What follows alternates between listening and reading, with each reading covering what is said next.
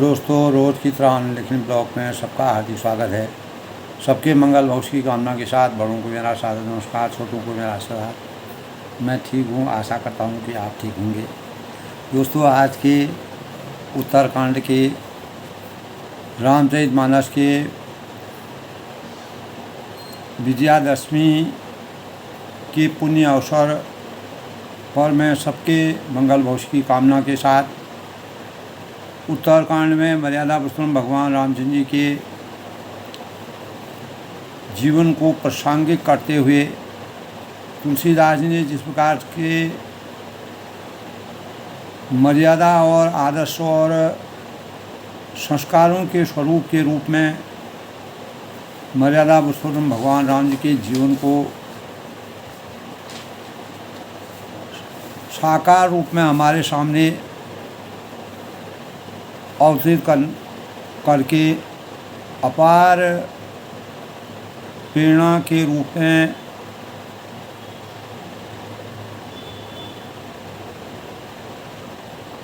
जिस प्रकार से अयोध्या में जन्म लेकर के उन्होंने राजयोग के सुख भोग के लिए अपने जीवन को यापन करने के लिए अवतार नहीं लिया था। उनके अंतर्मन में दोस्तों अपनी जन्मभूमि के लिए जो अपार स्नेह के भाव थे, माता और जननी जन्मभूमि के शौर्य की उपासना करते हुए उन्होंने संपूर्ण सृष्टि को इस प्रकार से परिमार्जित किया। माता कैकेयी के अंतःकरण को भी परिवर्तित करके अपने जिस भाव से उन्होंने इस संसार में अपने अवतार को धारण किया और 14 साल तक वनवास लेकर के मानव कल्याण के भावों का संचार किया। उनके अंतःकरण में दोस्तों एक बात थी, जननी जन्मभूमि च स्वर्गादपि गरीयसी, यानी जननी और जन्मभूमि जो है वह स्वर्ग से भी महान होती है। रामचरितमानस में भी ईश्वर को ही सृष्टि का सारा मतलब यानी रामचरितमानस में भगवान रामचंद्र जी सारी सृष्टि के स्वरूप हैं और जीवन के स्वरूप हैं और संस्कारों के स्वरूप हैं और अनेक प्रकार के आदर्शता के स्वरूप के रूप में उन्होंने अवतरण लेकर के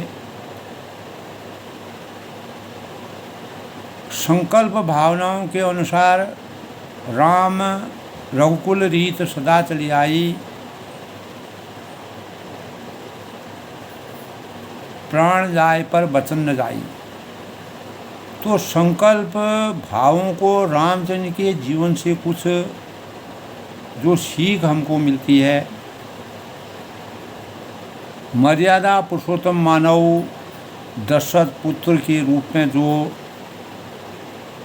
जिनसे हमने उनके मर्यादा के भावों को सीखने के भावों का संचार अपने अंतःकरण में करना चाहिए। और मर्यादा पुरुषोत्तम भगवान रामचंद्र जी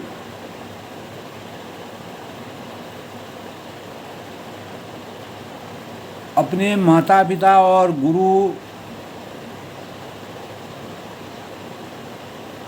गुरुओं की जिस प्रकार से प्रेरणा से अभिभूत थे, जिस प्रकार गणेश जी ने प्रथम पूज्य के रूप में अवतरित होकर के माता पिता की परिक्रमा करके सभी देवों में परम पूज्य के रूप में उनका जीवन उदात्त हुआ, तो मर्यादा पुरुषोत्तम भगवान रामचंद्र ने भी जननी और जन्मभूमि को सर्वोपरि मानते हुए अपना अवतरण लिया। तब पिता गुरु नावहि माथा, तब वह जो है प्रातः काल उठ कर के रघुनाथ जी अपने माता पिता और गुरुओं को प्रणाम करते थे और उनका सम्मान करते थे, विश्वास करते थे।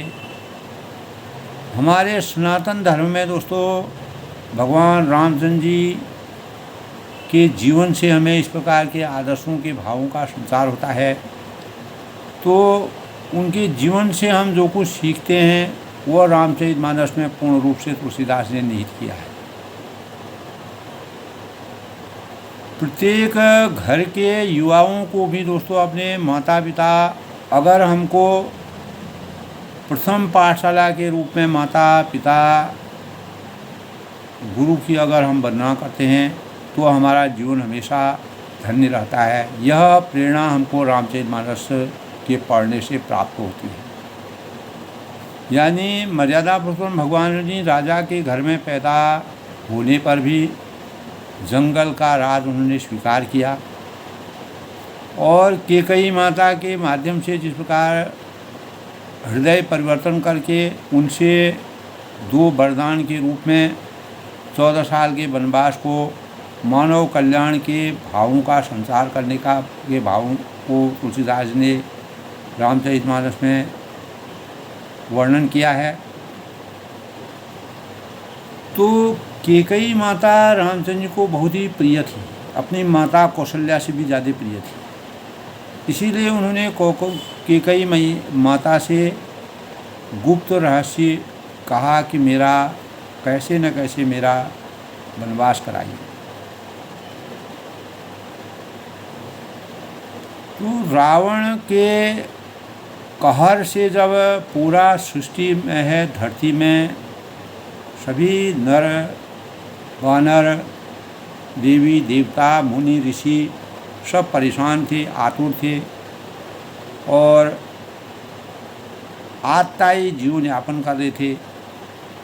तो भगवान ने मनुष्य रूप में अवतार लेकर के, त्रेता युग में मनुष्य रूप में अवतार लेकर के सभी लोगों का उद्धार किया और मानव जीवन के लिए एक प्रकार की प्रेरणा के रूप में अवतीत होकर के जिस प्रकार बजरंग बाण होता है उसी प्रकार रघुकुल रीति सदा चली आई, प्राण जाए पर बचन जाए। यानी माता और रघुकुल की प्रेरणा से अवतीत होकर के दशरथ जी कभी भी नहीं चाहते थे। दशरथ जी ने अनेक बार ऐसा कहा कि 14 दिन तक का ही वनवास, यानी इनको 14 दिन के लिए कहीं इधर उधर विचरण कराओ, घुमा लाओ, और वह 14 साल का वनवास हो गया। और हृदय से दशरथ जी नहीं चाहते थे कि ये 14 साल का वनवास लें, लेकिन उन्होंने राजा के सामने एक ही बात कही कि रघुकुल रीति सदा चली आई, प्राण जाए पर वचन न जाए। तो इस तथ्य को लेकर के राजा दशरथ स्तब्ध हो गए, यानी वह अपने भावों से कुछ नहीं कह पाए, जिसके परिणाम स्वरूप उन्होंने जो है वन जाने का, जो वन में जाकर के जिस प्रकार के मानव चेतना को जगाने का प्रयास किया और इतने बड़े रामचरितमानस का निर्माण हुआ, रचना हुई। तो जासु कृपा अस भ्रम मिटी जाई, गिरिजा सोई कृपाल रघुराई। जासु कृपा अस भ्रम मिट जाई, गिरिजा सोई कृपाल रघुराई। आदि अंत को जाओ न पावा, मनि अनुमान निगम अस। यानी हे पार्वती, शिव जी कहते हैं कि हे पार्वती, जिनकी कृपा से सभी प्रकार के भ्रम मिट जाते हैं, भ्रमों का अंत हो जाता है, वही कृपालु रघुनाथ जी हैं, जिनका न कोई आदि है न अंत है। कोई उनको आज तक जान नहीं पाया। वेद ने भी अपनी बुद्धि के अनुसार अनेक प्रकार के अनुमान लगाए और लेकिन उनका वर्णन करने में, वास्तविक वर्णन करने में तुलसीदास जी ने ही सामर्थ्यता या वाल्मीकि जी ने सामर्थ्यता प्रदान की। जिनकी छवि बिनु पद चलई बिनु काना, बिनु पद चलई बिनु काना, कर बिनु काम करई विधि नाना, आनन रहित सकल रस भोगी, बिनु बानी बकल जड़ जोगी। यानी बिनु परम नमन बिनु हुआ गहर ध्यान, बिनु बाज अशीसा, आदि जब भांति अलौकिक करनी, महिमा जासु जाट नहीं बरनी। यानी जिनके वह बिना पैर के ही चलते हैं, बिना बाण के ही, यानी बिना बाण के ही रहते हैं, बिना हाथ के ही नमन करते हैं और अनेक प्रकार के कार्यों को करते हैं, बिना मुंह के जीवा के अनेक प्रकार की सुंदर वाणी का प्रयोग करते हैं, नाना प्रकार के काम करते हैं और छहूँ सारे जो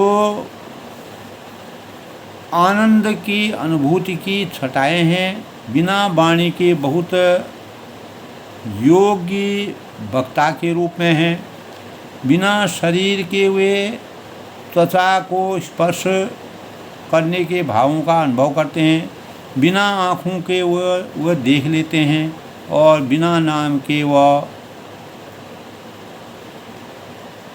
अनेक प्रकार के, बिना नाम के वह अनेक प्रकार के ग्रंथों को ग्रहण कर लेते हैं।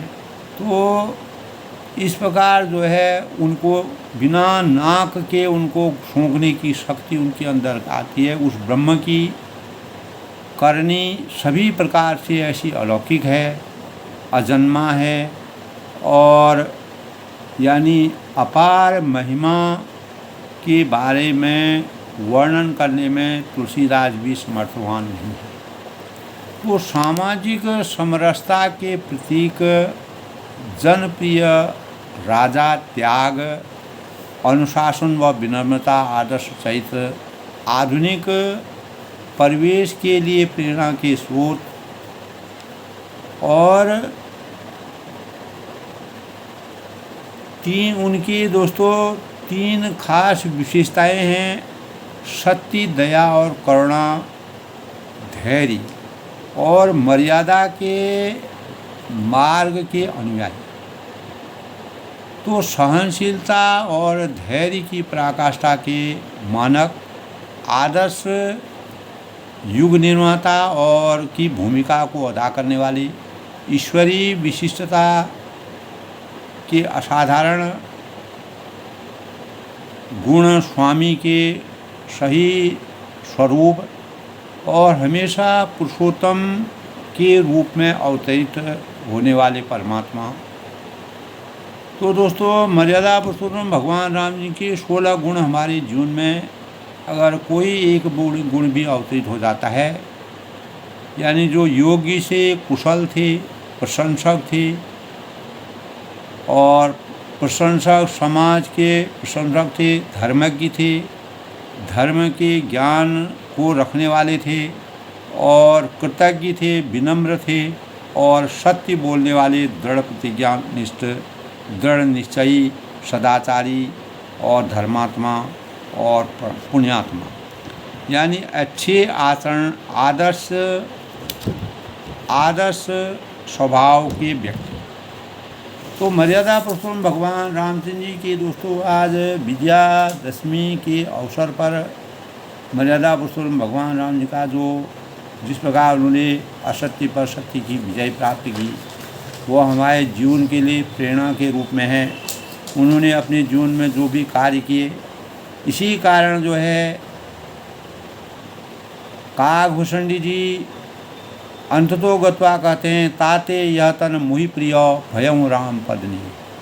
इसीलिए मुझे इस प्रकार के जो जीवन है, इस प्रकार का जो आदर्श मानकों का जीवन है, मुझे अपना यह काक शरीर इसलिए प्रिय है कि इसमें मुझे रामचंद्र के चरणों का प्रेम प्राप्त हो, भगवान का वास्तविक आशीर्वाद मुझे प्राप्त हुआ है। इसी शरीर से मैंने अपने प्रभु के दर्शन पाए हैं और मेरे सब संदेह हमेशा के लिए समाप्त हो गए, निसंदेश में हो गया। किसी प्रकार का संदेह मेरे अंतःकरण में नहीं है। तो धीर बुद्धि गरुड़ जी को वह समझाते हैं कि ये धीर बुद्धि सुनिए, मुनि का जो आशीर्वाद सुनकर आकाश में गंभीर ब्रह्मवाणी हुई, क्योंकि मैं सगुण ब्रह्म को की उपासना करने के लिए सोच रहा था। तो तुम्हारा वचन ऐसा ही सत्य हो करके कर्म मन और वचन से मेरा यह भक्त बनेगा, क्योंकि यह सगुण ब्रह्म का उपासक है। तो जब आकाशवाणी हुई तब गुरु के ज्ञान चक्षु खुले, तब उनको मालूम हुआ कि काकभूषण जी जो है मर्यादा पुरुषोत्तम भगवान राम जी की कितने नज़दीक है। तो आकाशवाणी सुनकर मुझे बड़ा हर्ष हुआ। काकभूषण जी कहते हैं कि मैं प्रेम में मग्न हो गया, मेरा यह संदेश जाता रहा। तो इस प्रकार की अपार विलक्षण प्रतिभा के प्रतीक के रूप में आदर्शता के मानक मर्यादा पुरुषोत्तम भगवान राम जी का चरित्र चित्रण जिस प्रकार से काकभूषण जी ने उस अपार ज्ञान की अनुभूति से अपने जीवन को सिंचित किया, तो मुनि की विनती करके आज्ञा पाकर उनके चरण कमलों में बार बार सिर नवाकर उन्होंने कहा कि हे हर्ष सहित इस आश्रम में मैं हर्ष सहित खुशी के साथ आपके आश्रम में आया। प्रभु श्री राम जी की कृपा से मैंने दुर्लभ तन पाया है। और हे पक्षीराज, तब वह गरुड़ से कहते हैं कि मुझे यहाँ निवास करते 27 कल्प बीत गए हैं, लंबे समय से मैं यहाँ निवास कर रहा हूँ और मैं यहाँ सदा श्री रघुनाथ जी के गुणों का गान करता हूँ और चतुर पक्षी उसे आदरपूर्वक सुनते हैं।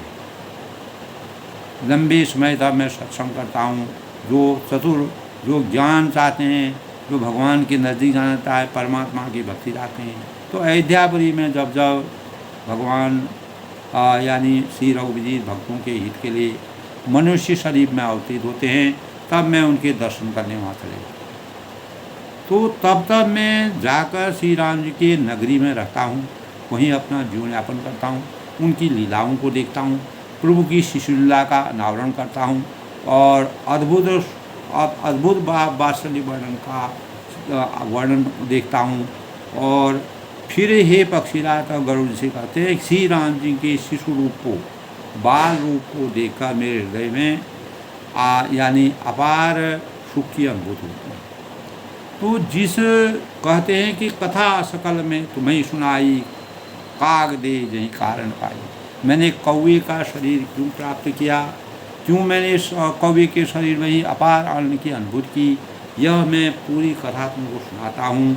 कहूँ तार सब प्रश्न तुम्हारी, राम भगत महिमा तुम्हारी। यानी जिस कारण से मैंने कौवे के देह पाई है, शरीर पाया है, यह पंच तत्व का शरीर पाया है, वह सारी कथा आपको सुना दी। हे तात, मैंने आपके सब प्रश्नों के उत्तर कहे और राम भक्ति की बड़ी भारी महिमा इस संसार में है, अंतर्यामी है। ताते यह तन मोहि प्रिय भयं राम पदनी। इसीलिए हितार्थ यह शरीर मुझे इसलिए प्रिय है, निज प्रभु दर्शन पायऊँ गयों सकल संधि। इसी शरीर से मैंने परमात्मा के साकार दर्शन किए हैं, परमात्मा के सही स्वरूप को प्राप्त किया है और मेरे सारे संदेह, इस जीवन के संदेह हमेशा के लिए समाप्त हो। तो इस प्रकार जो है काकभूषण जी ने अपने यानी आज के प्रसंग में 200 पर मर्यादा पुरुषोत्तम भगवान राम की जो आदर्श चरित्र थे और काकभूषण जी ने कौवे का स्वरूप क्यों प्राप्त किया, काकभूषण जी ने को भगवान के वास्तविक दर्शन कौवे के स्वरूप में किस प्रकार से प्रकट हुए, इसका वर्णन वह गरुड़ जी को सुनाते हैं।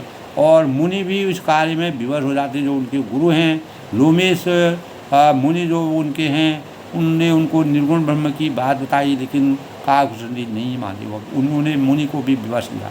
तब आकाशवाणी हुई। आकाशवाणी में यह हुआ कि यह मेरे भगवान रामचंद्र जी ने आकाशवाणी करवाई, प्रभु की आकाशवाणी हुई कि ये मेरा परम भक्त है और इसको सगुण ब्रह्म की उपासना ही यानी साकार रूप में मेरे दर्शन करना चाहता है। यह मैं दोस्तों आज के शुभ पंचांग की बात करते हैं। आज का पंचांग दोस्तों आज 13 अक्टूबर 2024 दिन रविवार, आश्विन माह के शुक्ल पक्ष की दशमी तिथि और दशमी तिथि का समापन दोस्तों 13 अक्टूबर को 9:08 पर होगा।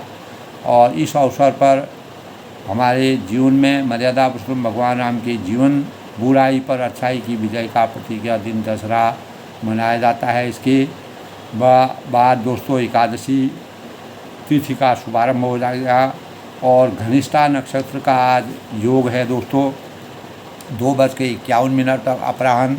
और 14 अक्टूबर 2024 को का दिन हर प्रकार से शुभदायक यानी आज का दिन बहुत शुभदायक माना जाता है।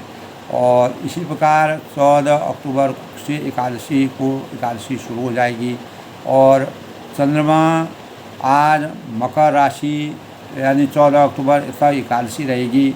चंद्रमा आप मकर राशि में विराजमान होंगे।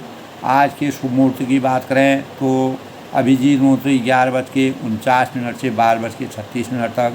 अमृतकाल आज का दोस्तों 5:08 से 6:38 तक। और ब्रह्म मुहूर्त आज 4:51 से 5:30 तक। राहु काल आज का जिस दौरान किसी भी कार्य को करना वर्जित माना गया है 4:27 से 5:53 तक सायं। और सूर्योदय आज का दोस्तों 6:21 पर होगा। सूर्यास्त 5:52 तक। तो इस प्रकार दोस्तों आज के शुभ पंचांग का संयोग है।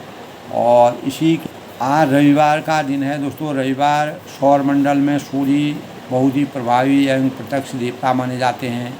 भगवान सूर्य को रविवार के दिन सूर्योदय के समय सूर्य को अर्घ्य चढ़ाना चाहिए। और पुष्प है और रोली है, अक्षत है और चढ़ा करके भगवान सूर्य को नमन करना चाहिए। इससे हमारे जीवन में राजयोग की प्रबलता आती है।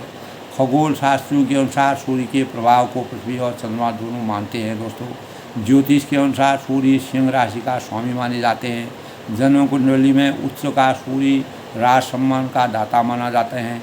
कुछ विद्वान श्री राम जी के अवतार में सूर्य का तेज अंश समाहित है ऐसा मानते हैं। भगवान रामचंद्र जी जब रावण पर विजय प्राप्त की तो सूर्य के तेज से उनके अंतःकरण में तेज प्राप्त हुआ। सूर्य आराधना करने से विशेष रूप में रविवार को ही की जाती है और इस आराधना से शारीरिक और मानसिक विकास होता है। हमारे अंतर्मन में सकारात्मक ऊर्जा का और अनेक प्रकार के रोग प्रतिरोधक क्षमता सूर्य की किरणों में आच्छादित रहती है। और स्तुति, बाल रवि दर्शन और उपयुक्त मात्रा में जब गेहूँ गुड़ यानी जप करना चाहिए। गेहूँ गुड़, कमल पुष्प, केसर, लाल चंदन, लाल वस्त्र तथा तांबे सूर्य को जल अर्पित करना चाहिए। और आराधना के लिए प्रातः काल दोस्तों सूर्य उदय के लगभग 2 घंटे पहले नित्य कर्म से निवृत्त होकर सूर्य आराधना करनी चाहिए। यह विधान है। सूर्यास्त के उपरांत कुछ भी खाना मना है। और सूर्य व्रतधारी दोपहर के बाद मालपुआ मीठा भोजन करना चाहिए। और सोमवार को प्रातःकाल सूर्यार्घ्य देने के बाद व्रत संपूर्ण होता है। अगर कोई उपवास रखते हैं सूर्यदेव का और जिसके ग्रहों में सूर्य कमज़ोर होते हैं तो उपवास रखने से सूर्यदेव की कृपा बरसती है। सूर्यदेव का वर्ण लाल होता है। सनातन धर्म के पालन करने वाले जिन 5 देवताओं का पूजन करते हैं उसमें विष्णु हैं, शिव हैं, दुर्गा है, गणेश है और सूर्य प्रमुख है। आदित्य पूजन की परंपरा बहुत ही पुरानी है दोस्तों। स्वयं भगवान ने रामचंद्र जी ने लंका पर विजय प्राप्त करने का जो लक्ष्य लेकर सूर्य पूजन किया था। तो सतयुग में दोस्तों जब हवन प्रधान आराधना थी तो सूर्य की आहुतियाँ दी जाती थी। और त्रेता में श्री राम जी के और द्वापर में स्वयं कृष्ण और पांडवों में कुल के लोगों ने सूर्य आराधना की थी। तो कलयुग में सूर्य वंदना राज सम्मान दिलाने एवं व्यक्ति का तेज बढ़ाने के उद्देश्य की जाती है। तो अनंत प्रकाशवान पापनाशक सूर्य देवता का आवाहन करना चाहिए और तेजवान पापहर्ता सूर्यदेव हमारे भक्ति में पधारे, इस प्रकार का हमको संकल्प लेना चाहिए। और भगवान मार्कंडेय पुराण के अनुसार दोस्तों संपूर्ण जगत में प्रकाश के प्रतीक के रूप में ब्रह्मा जी के मुख से जो है ओम प्रकट हुआ था और वही सूर्य का प्रारंभिक स्वरूप है और तभी रोशनी प्रकट हुई। इसके बाद भूर्भुव स्व शब्द अपना हुआ, ये तीनों शब्द पिंड के रूप में ओम में विलीन हुए, ऐसा हमारे शास्त्र बताते हैं। तो सूर्य को स्थूल रूप मिला और सूर्य का असली नाम आदित्य है। तो सूर्य एक प्राकृतिक चिकित्सालय के समान हैं और सूर्य सप्तरंगी किरणों में अद्भुत रोगनाशक शक्ति के प्रतीक के रूप में है। सूर्य की किरणों में अपार औषधि गुणों का माना जाता है, कीटाणु का संहार होता है और ऊर्जा का स्रोत के रूप में है। सूर्य की पूजा करने से यश है, सौभाग्य है, सुख, समृद्धि और तेज प्राप्त होता है। सूर्य को जल यानी अर्घ्य, हमेशा सूर्य को अर्घ्य देना चाहिए, रविवार के दिन तो खास तौर से देना चाहिए। और इस प्रकार दोस्तों पंचदेवों में सूर्य प्रमुख माने जाते हैं और सूर्य की पूजा करने से शुभता का संचार होता है। सूर्य को द्वीप देना चाहिए स्वास्थ्य की बेहतरी के लिए। रोजाना सुबह सूर्य को अर्घ्य अवश्य करना चाहिए। और ओम भुवः स्वः तत्सवितुर्वरेण्यं भर्गो देवस्य धीमहि धियो यो न प्रचोदयात् का मंत्र जाप करना चाहिए। ओम ओम ओम यही सूर्य शास्त्रांति तेजोरानुपंग मांग भक्तिया घ्राण गई आदित्य हृदय शोध मंत्र का पाठ सूर्य यानी इस दिन करना चाहिए। और इस प्रकार दोस्तों सूर्य की उपासना करने से हमारे जीवन में अनेक नए भावों का संचार होता है और सूर्य हमारे सौरमंडल का सबसे बड़ा पिंड माना जाता है। सूर्य हमारे और उसका व्यास लगभग 13,90,000 मिलीमीटर है। तो इस प्रकार दोस्तों इस पृथ्वी में 113 पृथ्वी से 113 गुना सूर्य की आभा, सूर्य का क्षेत्रफल ज़्यादा है। सूर्य के पास अपार भंडार हैं। सूर्य शक्तिशाली भंडार के रूप में हाइड्रोजन विनायक की प्रक्रिया था। सूर्य अपने केंद्र में ऊर्जा पैदा करते हैं। सूर्य की प्रकृति पीला बौना तारे के रूप में है। सूर्य पृथ्वी में 93 मिलियन मील यानी 150 मिलियन किलोमीटर पृथ्वी से दूर है। इस प्रकार सूर्य में अनेक प्रकार के इस प्रकार के तत्व हैं जो आपस में घर्षण करके और आपस में टकरा करके और रोशनी प्राप्त करते हैं। वही रोशनी पूरे ब्रह्मांड में आच्छादित रहती है और पूरा सृष्टि का हर प्राणी उससे लाभान्वित होता है। दोस्तों रामचरितमानस के उत्तरकांड में जैसे काकभूषणी ने कहा कि मुझे अपना यह काक शरीर इसलिए प्रिय है कि मैं इसमें मुझे श्री राम जी के चरणों का प्रेम का आनंद प्राप्त होता है और इसी शरीर से मैंने अपने प्रभु के दर्शन पाए हैं। मेरे सब संदेह इस जीवन के समाप्त हो गए और अनेक प्रकार के माया मोह के बंधन से मुझे विरक्ति मिली। तो इस प्रकार दोस्तों भगत पक्ष हट करी रहूँ दीन महा ऋषि साप मुनि दुर्लभ बर पाए हूँ देखूँ भजन कथा। तब मैं हट करके यानी जब परम ब्रह्म की भक्ति में हम विलीन हो जाते हैं तो हमारे अंदर परमात्मा की एक शक्ति अपने आप उत्पन्न होती है जिसके परिणामस्वरूप हमें हठधर्मिता भक्ति के लिए हठधर्मिता अपनाना हमारे जीवन का अंग बन जाता है। और इसीलिए पक्षीराज यानी पक्षी गरुड़ जी को वह बताते हैं कि मेरे जीवन में कभी हठधर्मिता नहीं मैंने अपनाई, लेकिन प्रभु भक्ति के लिए मेरे अंतर्मन में हठधर्मिता का प्रवेश हुआ। मैं हट करके भगति पक्ष हट कर ही रहूँ और भक्ति का पक्ष लेकर के और मैं अपने हट पर अड़ा रहा क्योंकि मुझे सगुण ब्रह्म की उपासना करनी थी। और दीन महा ऋषि श्राप, जिससे महर्षि लोमस ने मुझे महान श्राप दे दिया मुझे, जिसके परिणाम स्वरूप मुनि दुर्लभ वर पाया हूँ। और परंतु उसका फल यह हुआ कि मुनियों को भी दुर्लभ है जो मैंने फल की प्राप्ति की है। यद्यपि मैंने मुनि का श्राप अपने सिरोधार्य किया, लेकिन जो फल मुझे परमात्मा का प्राप्त हुआ वह फल मुनि लोग भी नहीं पा सकते। तो देवता भी दोस्तों, देव लोग भी कहते हैं, जो मनुष्य अवतार में मानव रूप में इस सृष्टि मंडल में आता है, तो देवता भी मानव रूप में अवतरित होने की भावना अपने अंतर्गत में रखते हैं। मानव बड़े भाग मानव तन पावा, तो मानव का शरीर इतना, तो काकभूषण जी कौवे के रूप में जन्म लेकर के ही अगर भक्ति हमको किसी भी रूप में मिल जाए, हम उसी में सामर्थ्यवान हो जाते हैं। हमको सब कुछ, सब चीज़ का एहसास मिल जाता है, हम जिस प्रकार का जैसा अपना जीवन चाहते हैं वैसा। क्योंकि काकभूषण जी को इच्छा मृत्यु थी, जब वह जन्म लेना चाहते तब जन्म ले लेते, जब उनकी मृत्यु चाहते थे, और जहाँ जाना चाहते थे उनकी स्वतंत्रता थी।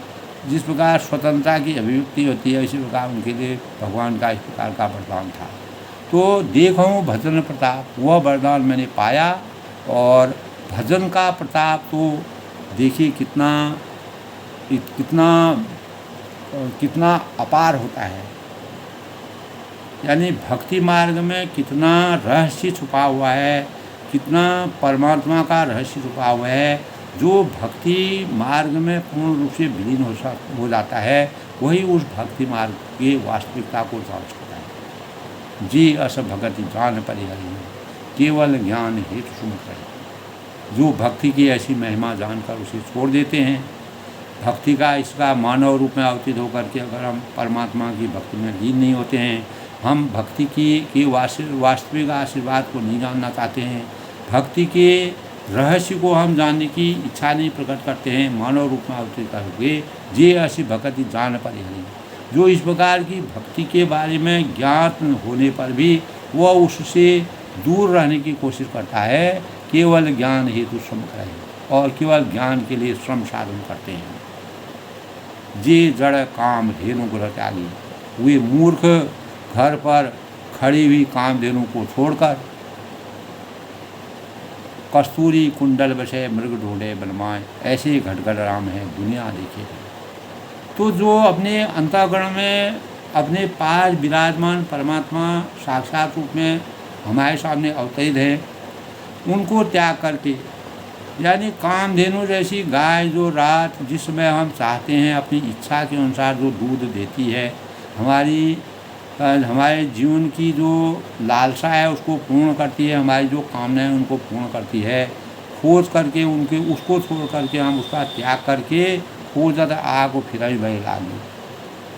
कामधेनु को छोड़कर दूध के लिए मदार के पेड़ को खींचते हैं, जो मदार के पेड़ से जो है दूध निकलता है, और वह हमारे जीवन के लिए नुकसानदायक है या फायदेमंद है।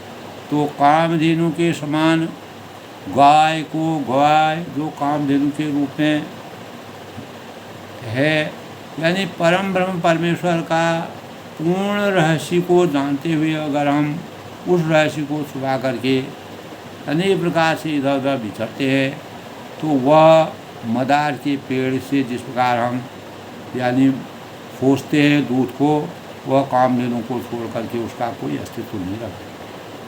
सुन खगीर हरि भगत बिहारी, तब वह कहते हैं गरुड़ जी सुनिए, जो लोग श्री हरि की भक्ति को छोड़कर खगीर हरि भगत बिहारी परमात्मा की मर्यादा पुरुषोत्तम भगवान राम की भक्ति को छोड़कर जो सुख चाहे उपाय दूसरे उपायों से सुख चाहते हैं, अन्य साधनों से वो अपने जीवन में सुख का अनुभव करना चाहते हैं, तो ते सट महा सिंधु बिनतर, वह इस प्रकार से मूर्ख हैं जो जिनकी जड़ करने वाले या अभागे बिना ही जहाज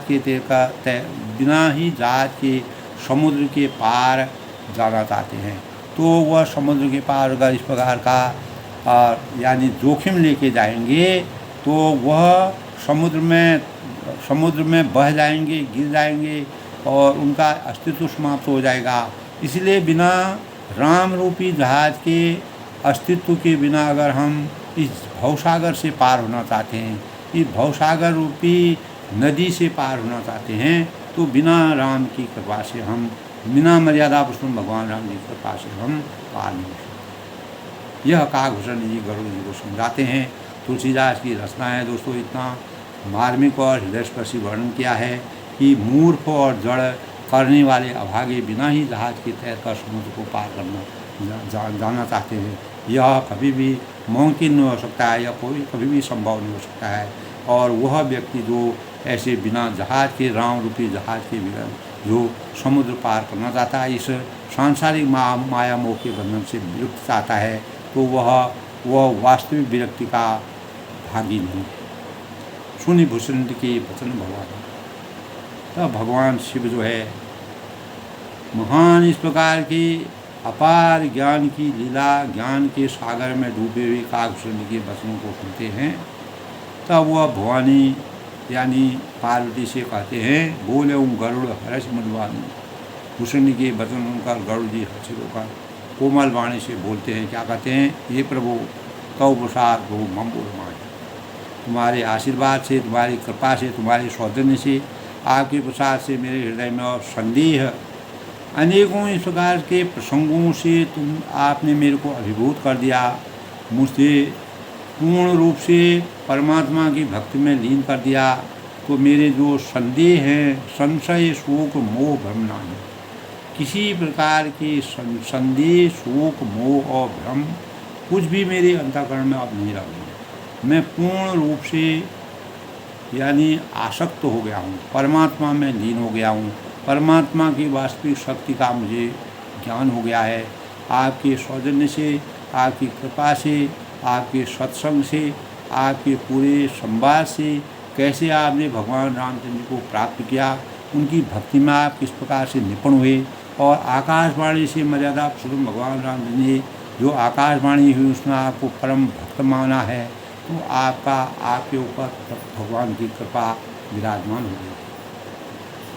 तब कहते हैं कि सुनो पुनीत राम गुण रामा, तुम्हें कृपा लहूँ सदा, एक बार वो पूछूँ तो ही कहूँ बुझाए पार। तब वह कहते हैं दोस्तों, मैंने आपकी कृपा से श्री रामचंद्र के चैत्र गुण समूह को सुना और शांति प्राप्त की। मेरे अंतःकरण में अपार सुख शांति का एहसास हुआ। और हे प्रभु, अब मैं आपसे एक बात पूछता हूँ। गरुड़ जी ने उनसे एक बात पूछी कि हे कृपा सागर, मुझे समझा कर कहिए। अब गरुड़ जी उनको उनसे क्या पूछते हैं, क्या संशय उनके अंतःकरण में पुनः रह गया है। कहति संत मुनि वेद पुराण, तो नहीं कछु दुर्लभ ज्ञान समान। तो वह कहते हैं कि संत मुनि वेद पुराण यह कहते हैं, संत हैं, मुनि हैं, और वेद हैं और पुराण है, यानी सब नीति निर्धारित तत्व है। इन्हीं से हमें पूरी सृष्टि के नीति का ज्ञान होता है। तो संत मुनि वेद पुराण कहते हैं कि नहीं कछु दुर्लभ ज्ञान समान, कि संसार में, इस सृष्टि में ज्ञान के समान दुर्लभ कुछ भी नहीं है। अगर हमारे अंदर अज्ञान रूपी अंधकार से ज्ञान रूपी प्रकाश का संचार हो जाता है, तो उससे हम इस भवसागर को पार करने में हम समर्थवान हो जाते हैं। तो सोई मुनि तुम सन कहूँ गोसाई, हे गोसाई, वही ज्ञान मुनि ने आपसे कहा, परंतु नहीं आदरो भगत की नानी। आपने मुनि की भक्ति के समान उसका आदर नहीं किया। मुनि ने आपसे वही ज्ञान की बात है, मुनि ने आपसे कहा, परंतु आपने भक्ति के समान उसका आदर नहीं किया। तो यह बात मुझे इसका ज्ञान बताइए। कहा संत मुनि वेद पुराना, संत मुनि वेद और पुराण यह कहते हैं कि नहीं कछु दुर्लभ ज्ञान समान। इस संसार में ज्ञान के समान दुर्लभ कुछ भी नहीं, सब कुछ हमको प्राप्त हो जाएगा। लेकिन ज्ञान प्राप्त बड़ी दुर्लभता से हमको ज्ञान की प्राप्ति होती है। जब परमात्मा का आशीर्वाद, गुरु की कृपा होती है, तभी हमको ज्ञान की वास्तविकता हमारे अंतःकरण में विराजती है। तो सोई मुनि तुम सन कहूँ गोसाई, यही ज्ञान की बातों से मुनि ने तुमको आसक्त किया। नहीं आदरूं भगत की नहीं, लेकिन परंतु आपने भक्ति के समान उसका आदर नहीं। अब उसका उत्तर काकभूषण जी क्या देते हैं दोस्तों? ज्ञान ही भगत ही अंतर केता, ज्ञान ही भगत ही अंतर केता, सकल कहूँ प्रभु कृपा निकेता। तब वह कहते हैं कि हे कृपा के धाम, हे प्रभु, ज्ञान और भक्ति में कितना अंतर है। सकल कहूँ प्रभु कृपा निकेता, यह सब मुझसे कहिए। और गरुड़ जी के वचन सुनकर सुजान काकभूषण ने सुख माना। उनके अंतःकरण में वास्तविक भावों का संचार हुआ और उन्हें आदर के साथ कहा, सादर बोले वो काग सुजाना। तो काकभूषण जी ने आदर के साथ उनके वचनों का उत्तर दिया, भगत ही ज्ञान ही नहीं कछु भेदा। यानी भक्ति और ज्ञान में कुछ भी भेद इस संसार में नहीं है। इस सृष्टि में अगर भक्ति और ज्ञान के बारे में हम अगर उसकी विवेचना करें तो उसमें कोई भी अंतर प्रतीत नहीं होता है। दोनों ही उभय हरहि भव सम्मुख हेदा, दोनों ही संसार में उत्पन्न क्लेशों को हर लेने की शक्तियाँ हैं। भक्ति और ज्ञान जो हैं ये एक दूसरे के समानार्थी हैं और एक दूसरे के पूरक हैं। और नाथ मुनीश कहे कछु अंतर, हे नाथ मुनीश्वर, इनमें कुछ अंतर बतलाते हैं तो सावधान हो सुन विहंगम्बर। हे पक्षी श्रेष्ठ यानी गरुड़ जी, उसे सावधान होकर सुनिए। क्या सुनिए? ज्ञान विराग जोग विज्ञान, ये सब पुरुष सुने हरिनाम। पुरुष प्रताप प्रबल सब भांति, अबला अबल सहज अबला। तो वह कहते ज्ञान विराग जोग विज्ञाना, हे हरिवाहन, हे गरुड़ जी, यानी सुनिए, ज्ञान है, ज्ञान विराग जोग विज्ञाना, ज्ञान है, वैराग्य है, योग है और विज्ञान है, ये सब पुरुष है। ये सब पुरुष सुनाई हरिजाना, यह सब पुरुष है। और पुरुष प्रताप प्रबल सब भांति, पुरुष का प्रताप सब प्रकार से प्रबल होता है। पुरुष प्रताप प्रबल सब भांति, सभी प्रकार से प्रबल होता है, अकाट्य होता है। अबला अबल सहज जड़ जाती, अबला जो माया है, यानी अबला के अंतःकरण में माया का स्वरूप छुपा रहता है। स्वाभाविक ही निर्बल और जाति जन्म से ही जड़ मूर्ख होती है। जब माया हमारे अंदर अभिभूत हो जाती है तब हम जड़ बन जाते हैं, मूर्ख बन जाते हैं। माया रूपी भक्ति से हम अगर अभिभूत होते हैं तो हम मूर्ख बन जाते हैं, हमको वास्तविक ज्ञान की प्राप्ति नहीं होती। तब उन्होंने कहा ज्ञान विराग जोग विज्ञाना, ये सब पुरुष नम हरिजाना, यानी हे हरिवाहन, हे गरुड़ जी, ये पक्षीराज सुनिए, ज्ञान वैरागी योग विज्ञान ये सब पुरुष है। पुरुष का प्रताप सब प्रकार से प्रबल होता है और अबला जो माया रूपी अबला होती है वह स्वाभाविक ही निर्बल कमज़ोर होती है और जाति जन्म से ही जड़ मूर्ख होती है। तो माया हमको अनेक प्रकार के बंधनों से घेर लेती है। पुरुष त्याग सक नारी सो विरक्ति मति धीर, न तो कामी विषय वशो विमुख जो पद रघुबीर। तब वह कहते हैं पुरुष त्याग सक नारी, परंतु जो वैराग्यवान और धीर बुद्धि के पुरुष होते हैं, जो इस संसार में जिनको माया मोह के बंधनों से जो विरक्त रहते हैं, वैराग्य जीवन यापन करते हैं, तो वही स्त्री को त्याग सकते हैं और कोई स्त्री को त्याग नहीं सकता है। माया को वही त्याग सकता है जिसमें वैराग्य के भावों का की उत्पत्ति हो जाती है। न तो कामी विषया बसो, और न कि कामी पुरुष, जो काम वासनाओं में आसक्त होते हैं वह जो है अनेक प्रकार के विषय भोगों में लिप्त रहते हैं और वह उनके माया के गुलाम हो जाते हैं और वह रघुवीर विमुख जो पद रघुवीर के चरणों से विमुख हो जाते हैं। अगर हम माया रूपी बंधनों में फंसे रहते हैं तो हम परमात्मा की वास्तविक भक्ति को प्राप्त नहीं कर सकते। तो इस प्रकार से काकभूषण जी ने जो गरुड़ जी के अंतःकरण को मैं कहा कि मृग नयनी विदु मुख निरखी सो मुनि ज्ञान ही विधान नारी विष्णु माया प्रकटो विवश हो यह। तब वह कहते हैं कि वे ज्ञान के भंडार मुनि भी मृग नयनी युवती स्त्री के चंद्रमुख को देखकर विवश उसके अधीन हो जाते हैं। तो जो ज्ञान के भंडार हैं, अपार भंडार हैं, मुनि भी अगर मृग नयनी को देख लेते हैं, युवती स्त्री को देख लेते हैं, जवान स्त्री को देख लेते हैं, तो कभी कभी वो भी उनके चंद्रमा के समान मुख को देख करके उसमें मोहित होकर के विवश हो जाते हैं, उसमें अधीर हो जाते हैं। तो वह कहते हैं विवश हो हरिजान नार विष्णु माया प्रकट हो। हे गरुड़ जी, साक्षात भगवान विष्णु की माया ही यानी स्त्री रूप से प्रकट हुई है। तो स्त्री रूप में माया के बंधनों का मकर जाल है और मनुष्य जो पुरुष रूप होता है वह अगर वैरागी के वास्तविक अर्जनी को प्राप्त कर लेता है तो उसको किसी प्रकार की माया में वह नहीं फंसता है।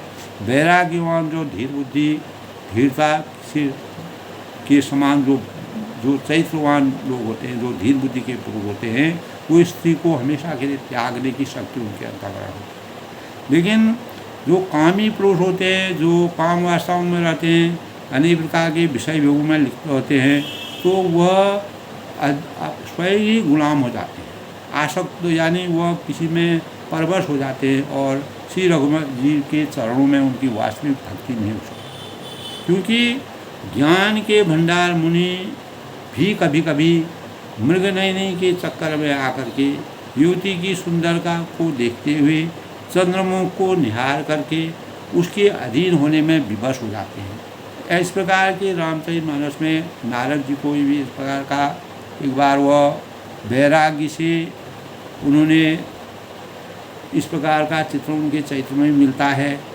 तो उनको भगवान रामचंद्र ने उनके मुखमंडल का तेज को बदल दिया और उनको वानर का जैसा स्वरूप दिया, जिसके परिणाम स्वरूप नारद जी को ज्ञान हुआ और वह उस आसक्ति से दूर हुए। उनका वैराग्य भाव फिर उनके अंतर परमात्मा का ज्ञान प्राप्त हुआ। तो गरुड़ जी साक्षात भगवान विष्णु की माया ही स्थिर रूप से प्रकट हुई। विष्णु भगवान का जो स्वरूप इस संसार में विराजमान हुआ, तो काकभूषण जी को इतना अपार ज्ञान था दोस्तों, सृष्टि के वास्तविक संसार के बारे में वो जानते थे, क्योंकि परम ब्रह्म परमेश्वर मर्यादा भगवान राम जी के ऊपर अपार कृपा थी। तो दोस्तों, आज के प्रसंग में काकभूषण जी ने अपने ज्ञान से भक्ति में निपुण होकर के पुरुष और स्त्री में किस प्रकार का भेद होता है और माया हमको किस प्रकार से आसक्त करती है, माया के भ्रमजाल में फंस करके हम भक्ति से कभी कैसे विहीन हो सकते हैं, और वैराग्यवान और धीर बुद्धि जो पुरुष होते हैं वही स्त्री को त्याग सकते हैं, यही उनके अंदर भाव होते हैं। और कामी पुरुष जो काम भावना में आसक्त रहते हैं, विषयों में लिप्त रहते हैं, वे हमेशा अधीर हो जाते हैं, गुलाम हो जाते हैं। और रघुवीर परमात्मा जो परम ब्रह्म परमेश्वर मर्यादा पुरुषोत्तम भगवान राम जी जिन्होंने इस संसार में, इस सृष्टि में अनेक प्रकार की लीलाओं को किया, उन अवतार को, उन लीलाओं के अवतार को के चरणों से वह विमुख हो जाते हैं। तो वे उनके भंडार मुनि भी अगर मृगनयनी को देखते हैं, सुंदर स्त्री को देखते हैं, कभी कभी वो भी विवश हो जाते हैं और चंद्रमुख को देखकर वो भी विवश होकर उसके अधीन हो जाते हैं। ऐसे प्रसंग रामचरितमानस में अनेकों हैं। हे गरुड़ जी, साक्षात भगवान विष्णु की माया ही स्त्री रूप से प्रकट हुई है। इसीलिए जब तक हम माया रूपी बंधन में बंधे रहेंगे तो हम परमात्मा की वास्तविक भक्ति का आशीर्वचन नहीं प्राप्त कर सकते। तो दोस्तों, आज के प्रसंग में सबके अपनी वाणी को विराम देते हुए सबके मंगल भविष्य की कामना करता हूँ। मर्यादा पुरुषोत्तम भगवान राम जी का आशीर्वाद सभी पर बना रहे। हमारे जीवन में दोस्तों भक्ति क्या वास्तविक प्रसाद यानी भक्ति और ज्ञान में भेद क्या होता है, दोनों ही संसार से उत्पन्न क्लेशों को भरने वाले हैं।